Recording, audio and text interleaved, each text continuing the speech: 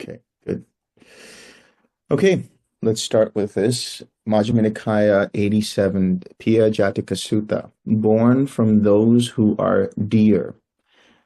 Thus have I heard on one occasion, the Blessed One was living at Savatthi in Jeta's Grove, Anathapindika's park. Now on that occasion, a certain householder's dear and beloved only son had died. After his son's death, he had no more desire to work or to eat. He kept going to the charnel ground and crying, "My only son, where are you? My only son, where are you?" Then that householder went to the Blessed One, and after paying homage to him, sat down at one side. The Blessed One said to him, "Householder, your faculties are not those of one in control of his own mind. Your faculties are deranged." "How could my faculties not be deranged, Venerable Sir? For my dear and beloved only son has died. Since he died, I have no more desire to work or to eat. I keep going to the charnel ground and crying, 'My only son, where are you? My only son, where are you?' So it is, householder, so it is. Sorrow, lamentation, pain, grief, and despair are born from those who are dear, arise from those who are dear." This is a very interesting statement the Buddha says. So just to set the context, basically we have somebody here who's experiencing grief, and he's calling out for the person that just passed on in his life, and he wants them back. And so what does the Buddha say? He says that sorrow, lamentation, pain, grief, and despair are born from those who are dear, arise from those who are dear. This is, it can be quite a shocking statement for somebody who's going through grief, but it is something very consoling as well. And we'll explore how that is the case as we continue. And this is what he asks. He says, "Venerable Sir, who would ever think that sorrow, lamentation, pain, grief, and despair are born from those who are dear, arise from those who are dear?" What's going on here? Okay. "Venerable Sir, happiness and joy are born from those who are dear, arise from those who are dear." Then, displeased with the Blessed One's words, disapproving of them, the householder rose from his seat and left.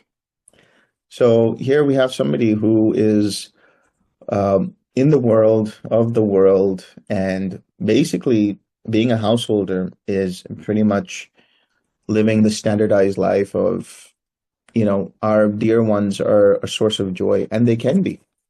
Our dear ones are a source of happiness, and they can be. But sometimes they can also be sources of pain. They can be sources of grief. The ones that are closest to us are the ones that can hurt us the most because we have so much attachment to them.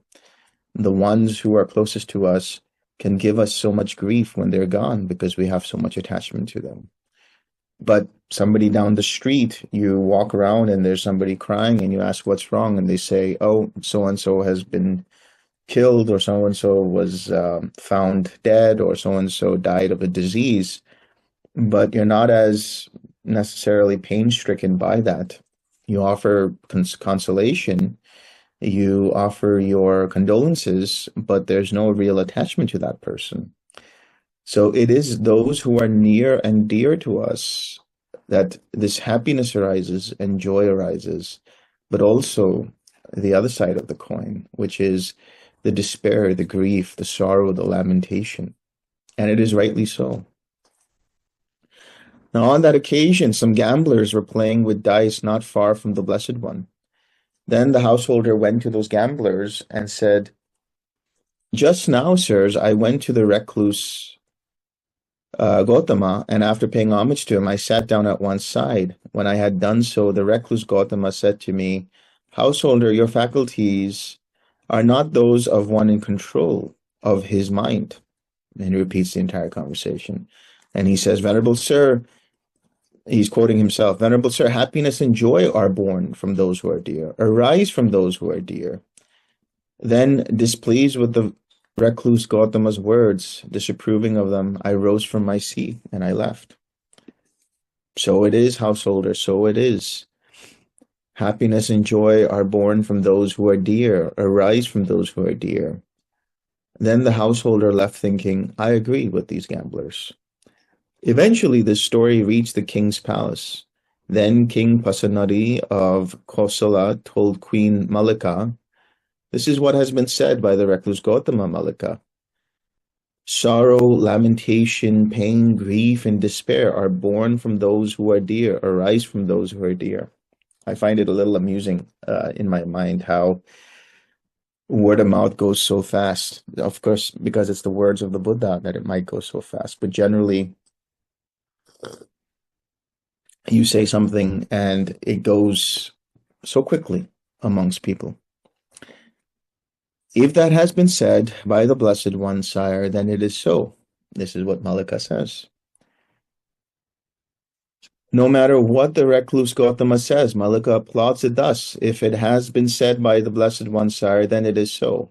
Just as a pupil applauds whatever his teacher says to him, saying, so it is, teacher, so it is, so too, Malika.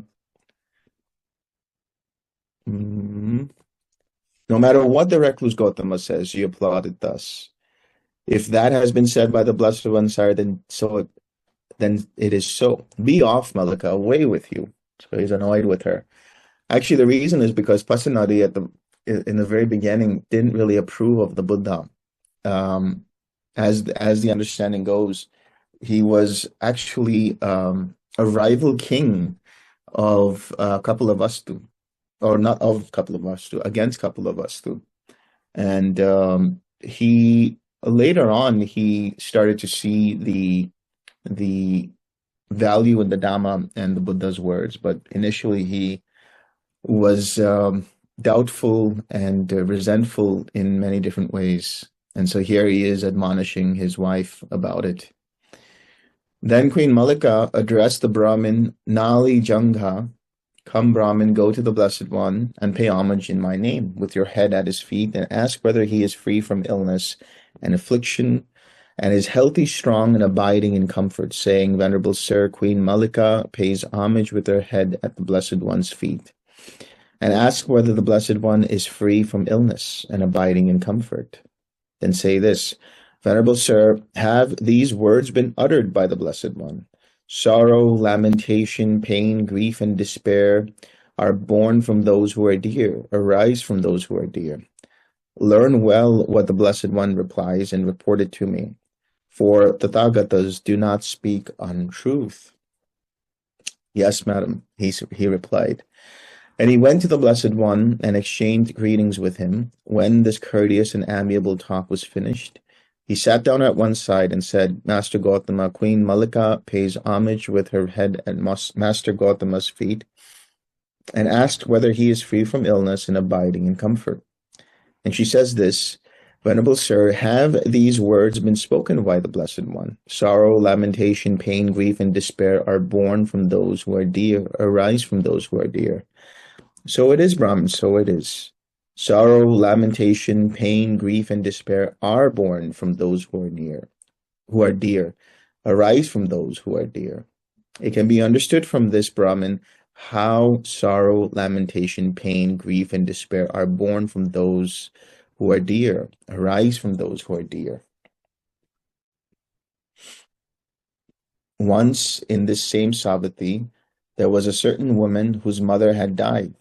Owing to her mother's death, she went mad, lost her mind, and wandered from street to street and from crossroad to crossroad, saying, Have you seen my mother? Have you seen my mother? And it can also be understood from this how sorrow, lamentation, pain, grief, and despair are born from those who are dear, arise from those who are dear. Once in this same Savatthi, there was a certain woman whose father had died, whose brother had died, whose sister had died, whose son had died, whose daughter had died, whose husband had died. Owing to their death, she went mad. In this case, her husband's death, she went mad, lost her mind, and wandered from street to street and from crossroad to crossroad, saying, Have you seen my husband? Have you seen my husband? And it can also be understood from this how sorrow, lamentation, pain, grief, and despair are born from those who are dear, arise from those who are dear. Once in this same Savatthi, there was a certain man whose mother died, whose father died, whose brother died, whose sister died, whose son died, whose daughter died, whose wife died. Owing to her death, he went mad, lost his mind, and wandered from street to street and from crossroad to crossroads, saying, "Have you seen my wife? Have you seen my wife?" And it can also be understood from this how sorrow, lamentation, pain, grief, and despair are born from those who are dear, arise from those who are dear. Once in the same Savatthi, there was a certain woman who went to live with her relative's family. Her relatives wanted to divorce her from her husband and give her to another whom she did not want. Then the woman said to her husband, "Lord, these relatives of mine want to divorce me from you and give me to another whom I do not want." Then the man cut the woman in two and disemboweled himself, thinking, "We shall be together in the afterlife." It can also be understood from this how sorrow, lamentation, pain, grief, and despair are born from those who are dear and arise from those who are dear. That's pretty evident of how attachment can drive the mind crazy. You know, when we live our lives, we grow up and we have an attachment to our parents when we're kids.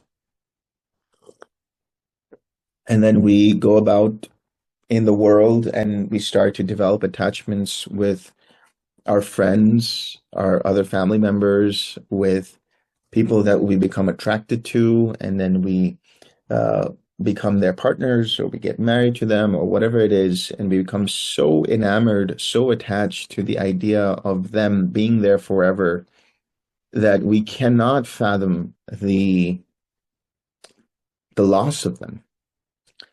And this is possible, and this happens in many cases. It might not seem so for us because we meditate and we have the ability to distinguish between what is obsession and what is, let's say, a healthy sort of attachment. Because when we talk about healthy attachments, we realize that right now, right here, we have our loved ones, our dear ones, our near ones, and we can be with them. We can express our love to them. We can enjoy them. We can see them as a source of happiness and joy. But there will come a time when they will leave, or we will leave them, either through separation by, divorce or separation in some way, or through death, or whatever might happen. And it's not just with our partners, our parents. One day our parents will be gone if they haven't gone already. One day our siblings will be gone if they haven't gone already. One day our friends will be gone if they haven't gone already, in one way or the other. And so this may make us seem like we need to be detached. We need to be free of any attachments. But what does that actually mean? How do we be free of attachments? We cannot be so rigid with our minds and say we will not develop any kind of relationships. We will just leave our parents and our siblings behind. There are cases, especially in India, where you have ascetics and wanderers and people who go and say, "I want to just leave this world." And they seem like they are detached. They seem like they are enamored by the world of monasticism and asceticism. And all it is escaping one form of attachment for a different kind of attachment. So what we're talking about here is not escaping out of fear, not escaping because we don't want to hold on to anything because we know it's going to go away and we're going to experience pain. But that the realization that all things, all experiences, all relationships are ultimately impermanent. That indeed our own lives are impermanent. That indeed this world is impermanent. Anything can happen to this world without a trace. we may have, a meteorite strike the earth, and that can be an extinction level experience, and that's the end of humanity as we know it.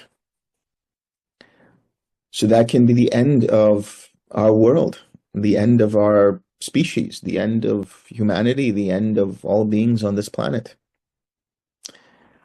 So one of the practices that I like to do, or I like to suggest to people, is to actually see that. When you sit down in the morning, for your practice on retreats, you are given this recollection. The recollection is, I am subject to sickness, old age, and death. The ones that are near to me are also subject to sickness and death, old age, sickness, and death, and they will separate from me. I'm an inheritor of my karma, and so on. It's a very stoic way of dealing with the day, but indeed it's a very valid way in alignment with the Dhamma. Being able to just sit and reflect on the impermanence of the eyes, the impermanence of the ears, the nose, the tongue, the body, and the mind, the impermanence of where we are in our world, the impermanence of the fact that we have today, or we have this hour, or we have this minute, or we have this second, we have this moment. So what we're talking about is that cliche of living in the moment. But what does that actually mean, to live in the moment? Is to live without any expectations, to live without any agendas, to live without any kind of evaluation of the future. If you can flow in that way, you have truly seen and understood and realized what impermanence is. Because there are those who are spiritual wannabes who say everything is impermanent. So I will go into the forest and I will meditate and go into the cave. And all they do is basically have other kinds of attachments. They have attachments to how a meditation should be, that it should be peaceful, that it should be calm, that I should find a space that is spiritual. I should go to a place like the Himalayas. I should go to Rishikesh. I should go to Varanasi and explore and be a spiritual tourist. That's what it is, basically. And you see that especially in my generation and the generation after that. They get lost in that whole world and they create other kinds of attachments. They get tied to what's known as the spiritual ego. So they have traded one form of attachment in terms of the worldly life for a different kind of attachment, to spiritual titles, to spiritual initiations, to spiritual clothing, to all of these things. And they pretend, or at least they hypnotize themselves into thinking that they are detached from the world, that they don't care about whether their relatives will die. They don't care whether their partners are going to separate from them or not. But in reality, there is a tension in their mind. They have a certain subtle way of thinking of things, and they say, no, this doesn't affect me. I'm not bothered by it. But in reality, they're just suppressing. They're just pushing everything down. And one day the casket's going to blow and they're going to explode. So what is the way out? How do we actually deal with it? Be in the world. No one is asking you to go into the mountains. No one's asking you to escape your everyday world. But what I would suggest you do is reflect on the impermanence of every moment. Let go of expectations of yourself, of how you think you should be, how you think your meditation should be, of how you think the Dhamma should be, how you should be in relation to the Dhamma. Let go of expectations of the people in your life, that they will always be caring, that they will always be supportive, that they will always be there for you. Let go of expectations of the world around you, that society is always going to be like this, that things are going to be great, the economy is going to be perfect, the political system is going to be wonderful. Anything can happen. Anything can happen. And the readiness of that and being steady in the knowledge of impermanence actually gives you a lot of peace. Because the realization of the impermanence of all conditions, of all relationships, of all attachments, leads to the realization that any intention to control, to have an agenda, to evaluate, to create expectations leads to disappointment one way or the other, because we never get what we fully expect, exactly what we expect. And so what we're talking about here is the realization of impermanence leads to the understanding of not holding on to anything, not out of fear, but realizing that if I do, and if I have a certain intention, if I have a desire to control the meditation, if I have a desire to do things the way I think things should be done, then it's going to lead to my disappointment, which is suffering. Therefore, I am in a space of desirelessness, a space of undirectedness. And I realize I am not in control of my life as much as I would like to be. I'm not in control of the people in my life as much as I might like to be. I'm not in control of the situations in my life as much as I would like it to be. I can't just say, let me be 6 feet tall, or let me be muscular, or let me be whatever it is with my body, or let me have 20/20 vision, let me have perfect hearing. I can't do that. This is the reality of the world, and therefore we see the emptiness, the voidness of self, the essencelessness of self. We see that there is no core fundamental controller here. So what we're leading towards is the realization of the signless, the realization of the undirectedness or desirelessness, and the realization of emptiness. All three are doors leading to the same room in which there is Nibbana, contact with Nibbana. And it is really simple as reflecting on this, reflecting on the impermanence of all conditions in our life. When we do this at the micro level, at the macro level, micro as you want to be, go to the level of your molecules, to your atoms, to the strings, all the way to the macro, to this realization that one day this universe will have an end point.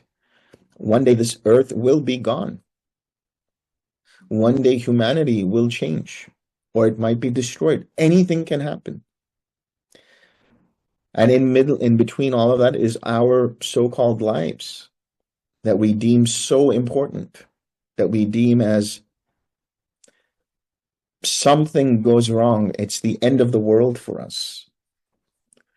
We have a breakup, somebody dies in our family. It's tough.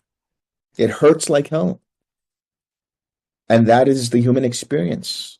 Welcome to being a human. Accept it. Go through it. Embrace it. But see through it. Anything we hold on to, whether it's pleasure or pain, will lead ultimately to our suffering. There will be moments when that grief comes and goes, ebbs and flows.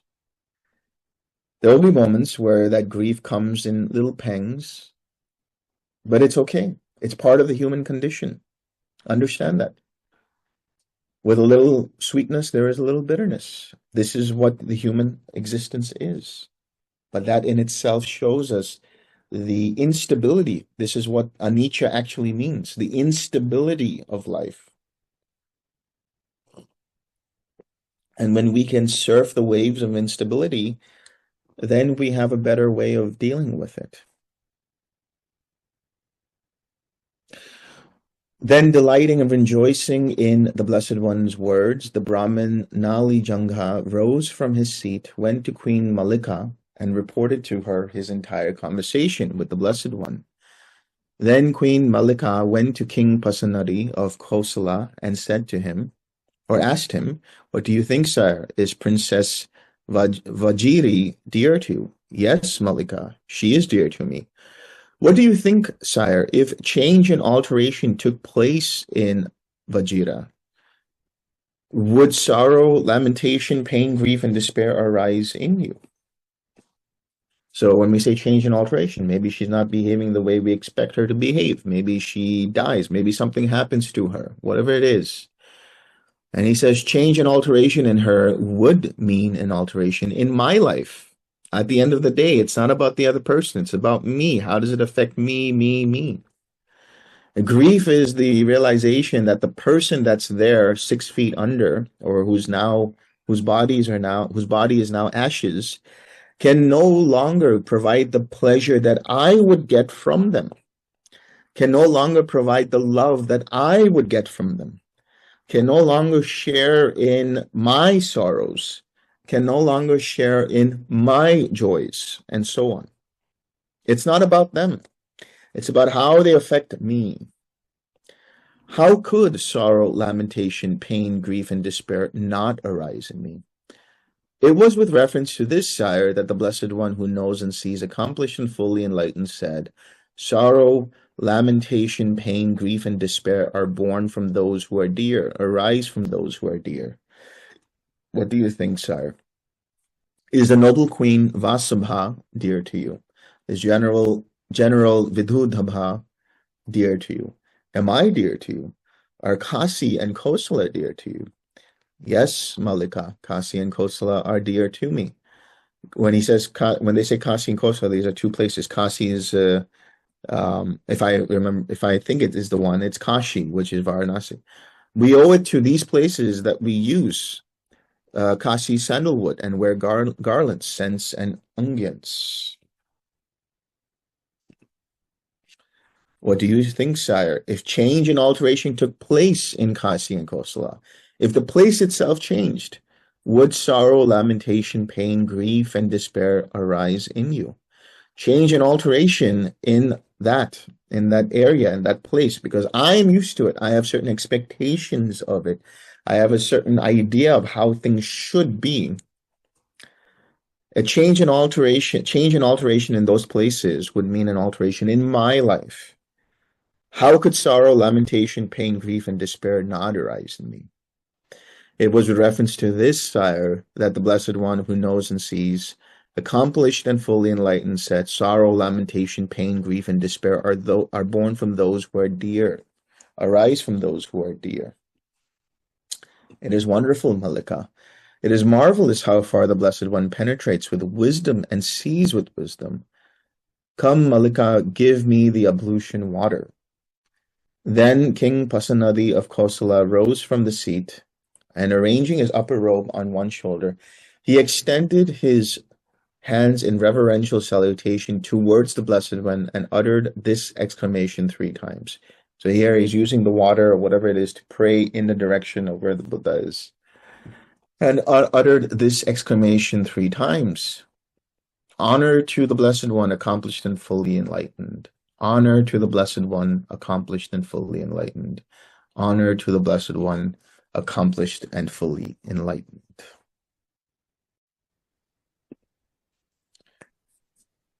May suffering ones be suffering-free, and the fear-struck fearless be. May the grieving shed all grief, and may all beings find relief. May all beings share this merit that we have thus acquired for the acquisition of all kinds of happiness. May beings inhabiting space and earth, devas and nagas of mighty power, share this merit of ours. May they long protect the Buddha's dispensation. Sadhu, sadhu, sadhu. Okay, thank you, everyone. I will probably see you next week. All right. Thank you, Delson. Bye-bye. Thank you. Bye-bye, everybody. Thank you.